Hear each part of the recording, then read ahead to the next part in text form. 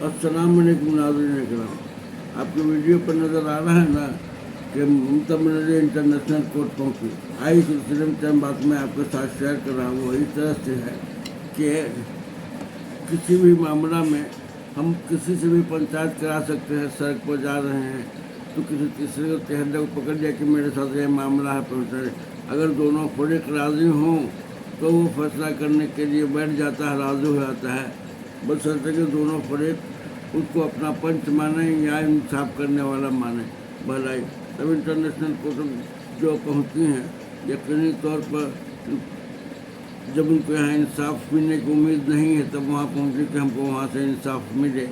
बहरहाल ऐसी सूरत है कि इंटरनेशनल कोर्ट किसी मामले में मुदाखलत करने का अख्तियार नहीं रखता है, लेकिन अपनी राय देने के लिए अपनी एडवाइजरी जारी कर सकता है उन दोनों के जहाँ ये मामला हो। बहरहाल आइए इस सिलसिले में करना है कि हम जानते हैं कि हिंदुस्तान जो हमारा मुल्क है, union of federal state of Republic है, इसमें किसी भी स्टेट को अपने मामला को गैर मुल्क से ताल्लुक़ रखना या यूएन से कोई नई बात रिलेशन इस्टेब्लिश करना का अख्तियार नहीं है।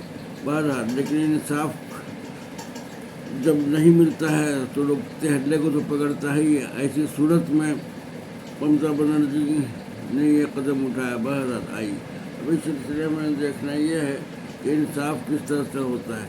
हमें हर सूरत में इंडियन कॉन्स्टिट्यूशन के अंदर ही तमाम मामला को देखना है। अगर वो मामला हिंदुस्तान के अंदर का है, मुल्क के अंदर का है, तो ऐसी सूरत में खुद गवर्नर को अख्तियार है कि असेंबली को डिज़ोल्व कर दे या फिर जो बहुमत प्राप्त पार्टी है उसे इनवाइट करे सरकार बनाने के लिए।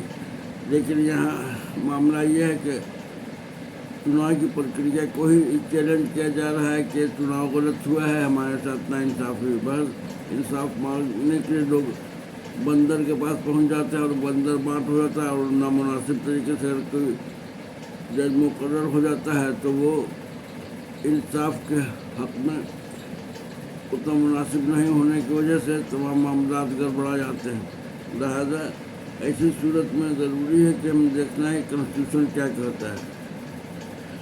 कॉन्स्टिट्यूशन के हाथ में है कि असेंबली को डिज़ोल्व करना है या नई सरकार को आमंत्रित करना या फिर दोबारा चुनाव करना या फिर चुनाव आयोग से दरियाफ्त करने की जो बातें कही जाने क्या वो सही है नहीं।